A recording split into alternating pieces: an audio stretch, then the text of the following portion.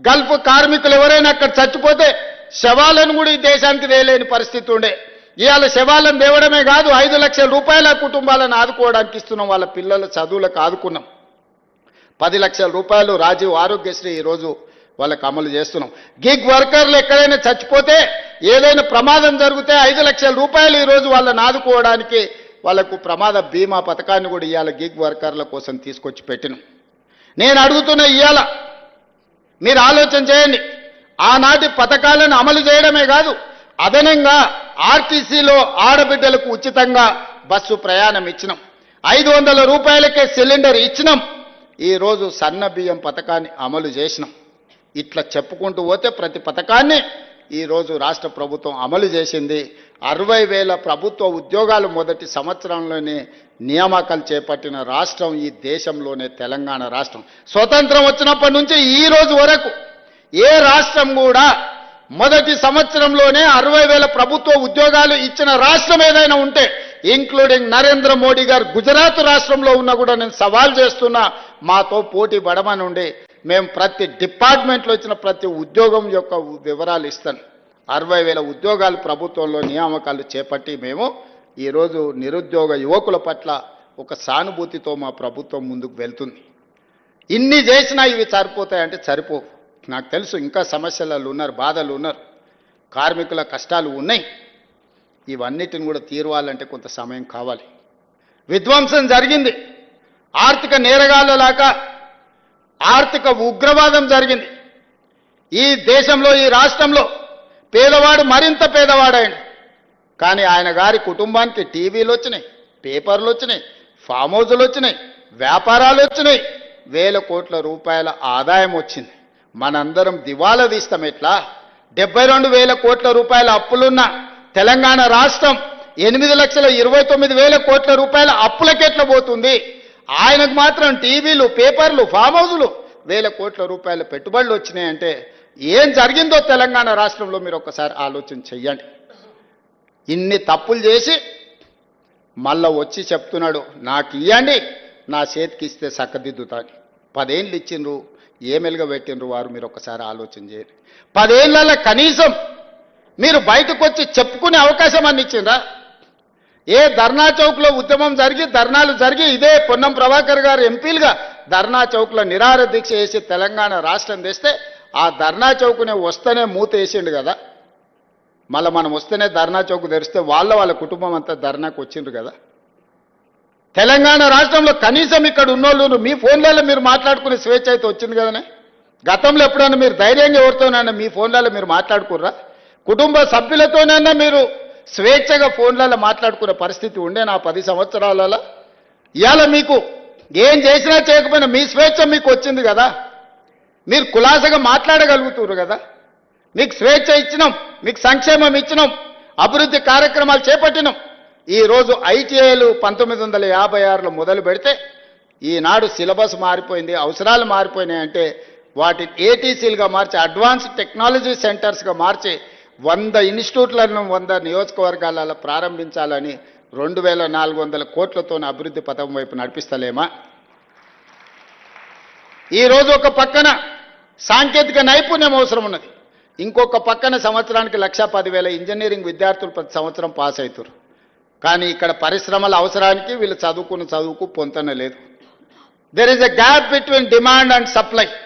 అందుకే ఆలోచన చేసి ఈరోజు స్కిల్ యూనివర్సిటీస్ని పెట్టినాం. యంగ్ ఇండియా స్కిల్స్ యూనివర్సిటీ మనం ప్రారంభించుకున్నాం. ప్రతి విద్యార్థికి సాంకేతిక నైపుణ్యాన్ని నేర్పాలి, చదువుకునేటప్పుడే శిక్షణ ఇవ్వాలి. వాళ్ళకి ఏ కోర్సు నేర్చుకుంటే వాళ్ళకు ఉద్యోగం వస్తుందో వాటినే అక్కడ నేర్పించాలి. ఆ నేర్పించడానికి ఆ సంస్థలకే అవకాశం ఇవ్వాలి అని చెప్పి ఈరోజు యంగ్ ఇండియా స్కిల్స్ యూనివర్సిటీని మనం ప్రారంభించుకున్నాం. యంగ్ ఇండియా స్పోర్ట్స్ యూనివర్సిటీని, అకాడమీని ఈరోజు మనం ప్రారంభించుకున్నాం. 140 కోట్ల జనాభా ఉన్న ఈ దేశానికి ఒలింపిక్స్లో ఒక బంగారు పథకం రాలేదు అని అంటే ఇది అవమానం కాదా ఈ దేశానికి, రాష్ట్రానికి అని ఆలోచన చేసి ఈరోజు యంగ్ ఇండియా స్పోర్ట్స్ యూనివర్సిటీని, అదేవిధంగా యంగ్ ఇండియా స్పోర్ట్స్ అకాడమీని ఈరోజు మనం ప్రారంభించుకున్నాం. అందుకే మిత్రులారా, ఈ 15 నెలలు మాకు నిద్రలేని రాత్రులు ఎన్నో గడిపినాం. నేను, నా సహచార మంత్రివర్గ సభ్యులు దారిలో పెట్టడానికి, గాడిలో పెట్టడానికి ప్రయత్నం చేస్తున్నాం. మీ అందరి సహకారం ఉండాలి. ముఖ్యంగా ఈ వేదిక మీద నుంచి ఆర్టీసీ కార్మికులకు నేను విజ్ఞప్తి చేస్తున్నా, పంతాలు పట్టింపులకు పోకండి. ఇప్పుడిప్పుడే కుదురుకుంటున్నాం. ఏదైనా విషయాలు ఉంటే మా మంత్రి గారితో చర్చించండి. చేయగలిగింది ఏదున్నా చేస్తాం. లేదా రాష్ట్ర ప్రభుత్వానికి వస్తున్న ఆదాయం మీ చేతికే ఇస్తాం. ప్రతి నెల ఈ రాష్ట్ర ప్రభుత్వానికి వస్తున్న ఆదాయం 18,500 కోట్ల రూపాయలు. ఇందులో 6,500 కోట్ల రూపాయలు అప్పులకు కడుతున్నాం. 6,000 కోట్ల రూపాయలు జీత భత్యాలు పెన్షన్లకు ఇస్తున్నాం. దాదాపుగా 13,000 కోట్ల రూపాయలు తీస్తే మా చేతులున్నాయి 5,500 కోట్ల రూపాయలు. ఇందులో మీకు ప్రతి సంక్షేమ పథకం అమలు చేయాలి. కనీసం 22,500 కోట్ల రూపాయలు ఉంటే ప్రతి నెల ప్రాథమిక అవసరాలు తీర్చుకోగలుగుతాం. కాంట్రాక్టర్లకు బిల్లులు ఇవ్వాలంటే నెలకు నాకు 30,000 కోట్ల ఆదాయం కావాలి. మరి ఈరోజు 12,000 కోట్ల ఆదాయం తక్కువ ఉంది. నా అవసరాలకు నా ఖర్చుకు ఒక కుటుంబంలో ఒక కార్మికుడు నెల జీతాన్ని తీసుకుంటే ఇంటి అద్దె, పిల్లల చదువులు, దవాఖాన ఖర్చులు, అదేవిధంగా ఇతర అవసరాలు అన్నీ లెక్కేసుకొని ఒక పాలకెంత, నీళ్ళకెంత, ఉప్పుకెంత, పప్పుకెంత, మంచినూనెకెంత, భార్య బిడ్డలకెంత, అమ్మ నాయనకు వైద్యానికి అవసరమైతే ఏం ఖర్చు అని అన్నీ లెక్కేసుకొని బడ్జెట్ పద్మనాభం లాగా నెల జీతాన్ని ఎట్లా ఒక కార్మికుడు లెక్కేసుకుంటాడో తెలంగాణ రాష్ట్ర ముఖ్యమంత్రిగా ఇదంతా మన కుటుంబం అనుకొని నేను లెక్కలేసుకున్న లెక్కలని మీ ముందల పెడుతున్నా. ఏ కార్మిక సంఘాల నాయకులకైనా నా విజ్ఞప్తి ఒకటే, ఆర్థిక మంత్రిని, ప్రధాన కార్యదర్శిని, అదేవిధంగా ఫైనాన్స్ సెక్రటరీని అందరినీ మీ దగ్గర కూర్చోబెడతా. వచ్చే ఆదాయం మొత్తం మీ చేతిలో పెడతా. ఏదాపమంటారో ఏడ ఖర్చు పెట్టమంటారో మీరే చెప్పుర్రి. అనా పైసా కూడా నేను ఇంటికి తీసుకెళ్ళను, ఒక్క పైసా కూడా అవినీతికి పాల్పడను. నేను మీకు మాట ఇస్తున్నా. మీరే చెప్పండి. మీరే ఒక అడ్వైజరీ బోర్డు పెట్టుకోండి. మీరే సూచన చేయండి. ఇప్పుడిప్పుడే పట్టాలెక్కుతున్న ప్రభుత్వాన్ని మళ్ళీ సమ్మెల పేరు మీద ఇతర కారణాల చేత ఏదైనా మనం అనుకోని తప్పు జరిగితే ఇక మళ్ళీ పునరుద్ధరించడానికి కూడా అవకాశం లేని పరిస్థితులు ఉన్నాయి. మనకు అప్పుడప్పుడు ఆరోగ్యం బాగాలేనప్పుడు పథ్యం పాటిస్తాం. చాలా మంది ఊర్ల నుంచి వచ్చిన వాళ్ళు ఉన్నారు. ఊర్లలో పెద్ద మనుషులు అంటారు కదా, కొంచెం పథ్యం ఉండాలని అని. కొంచెం ఆరోగ్యం బాగాలేనప్పుడు చికెన్ మటన్ తినొద్దు, నూనె వస్తువులు తినొద్దు అంటారు కదా, కొంచెం వెజిటేరియన్ తినొద్దు అంటారు కదా. రాష్ట్ర ఆర్థిక వ్యవస్థ కూడా ఆరోగ్యం బాగలేదు అందుకే మనం వెజిటేరియను, పండ్లు ఫలాలు కూరగాయలు తిని కొంతకాలం కొంత జాగ్రత్తగా ముందుకెళ్ళాలి. మనకు ఆరోగ్యం బాగాలేనప్పుడు ఏమంటారు, పండ్లు తినుండ్రి, ఇడ్లీ తినుండ్రి, కొంచెం జాగ్రత్తగా ఉండుర్రి అని అంటారు కదా. రాష్ట్ర ఆర్థిక ఆరోగ్యం కూడా బాగలేదు. అందుకే మీరు అందరు సహకరించండి. మీరు మా కార్మిక సోదరులు, మీరు మా కుటుంబ సభ్యులు, మీరు కొట్లాడితేనే తెలంగాణ రాష్ట్రం వచ్చింది. మీరు మద్దతు ఇస్తేనే ఈ ప్రభుత్వం ఏర్పడ్డది. ఈ ప్రభుత్వం ఏర్పడ్డదంటే మా గొప్పతనం కాదు, అందులో మీ కష్టం ఉంది, మీ శ్రమ ఉంది, మీ కృషి ఉంది. మేము వేరు మీరు వేరు అని ఏ రోజు నేను అనుకోలే. మీలో ఒక్కరిని, మీ కుటుంబ సభ్యుని, మీ సంక్షేమం కోసం, మీ అభివృద్ధి కోసం, మీ భవిష్యత్తు ప్రణాళికల కోసం మీ ముఖ్యమంత్రిగా, మీ సోదరుడిగా పనిచేయడానికి నేను సిద్ధంగా ఉన్నా. నాకు ప్రతి నెల వస్తున్న ఆదాయం 18,500 కోట్ల రూపాయలు.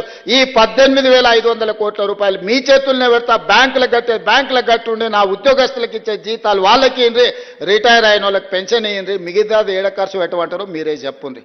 సన్నబియ్యానికి ఇద్దామా, ఉచిత కరెంటుకి ఇద్దామా, ఆర్టీసీ బస్సుకి ఇద్దామా, షాది ముబారక్ ఇద్దామా, కళ్యాణ లక్ష్మికి ఇద్దామా, లేకపోతే ఇంకేదైనా ఆడంబరాలు చేసుకుందామా, మీరు ఎట్లా చెప్తే గట్లనే రాష్ట్ర ప్రభుత్వాన్ని నడపడానికి నేను సిద్ధంగా ఉన్నా. దీంట్లో అబద్ధాలు లేవు. ఎవరైనా ఇంతకు మించి చెప్తే లెక్కలైనా మీరు చూడండి. మొత్తం అందరిని పిలిచి కూర్చోబెట్ట. మీరే ఒక సింగరేణి నుంచి, ఆర్టీసీ నుంచి, విద్యుత్ శాఖ నుంచి, అసంఘటిత కార్మికుల నుంచి మీరు ఒక కమిటీ వేసుకోండి. మీ ముందల మొత్తం లెక్కలన్నీ ముందల పెడతా. మరి ఆ లెక్కల ప్రకారం ఎట్లా నడుపుకుందామో ప్రభుత్వం చెప్పండి. ఇవాళ ఎవడో కూడా వచ్చి చెప్తాడు, జర మంచిగా ఉన్నాం, బాగానే ఉన్నాం, సంతోషంగా ఉన్నాం, కనీసం 1వ తారీఖు కాకపోతే 6వ తారీఖు నాన్న జీతాలు వస్తున్నాయి, తెలంగాణ గొప్పగా పరిపాలించిన అన్నాడు. 10 ఏళ్ళనే అన్నాడని 1వ తారీఖు నాకు జీతాలు ఇచ్చిండు. ఆ సోదరులారా, ప్రభుత్వ ఉద్యోగస్తులను గుండె మీద చేసుకొని చెప్పమనుండ్రి. ఎన్నడన్నా ఆర్థిక పరిస్థితి బాగుంటే ఈ ప్రభుత్వం కోసం 30 రోజులు పనిచేసే కార్మికుడు కానీ, ఉద్యోగి కానీ నెల జీతం మీదనే జీవితాన్ని గడిపే వాళ్ళకు 1వ తారీఖు నాడు ఎన్నడన్నా జీతం ఇచ్చిండు ఆ 10 ఏళ్ళలా. కానీ మీ సోదరుడు ముఖ్యమంత్రి అయిన తర్వాత ప్రతి నెల ప్రభుత్వ ఉద్యోగస్తులకు జీతం పడుతుందా లేదా మీరు చెప్పండి. మీరు ఆలోచన చేయండి. మీరు గుండె మీద చేయి పెట్టుకొని చెప్పండి. ఆనాటికి ఈనాటికి ఉన్న తేడాను ప్రజలకు వివరించండి. ఉన్నది ఉన్నట్టు మీకు చెప్తున్నా. ఏది దాచిపెట్టే అవసరం నాకు లేదు. అబద్ధాలతోనే రాజకీయం నడవదు. నేను అబద్ధాల ప్రాతిపదికన పరిపాలన చేయదలుచుకోలేదు.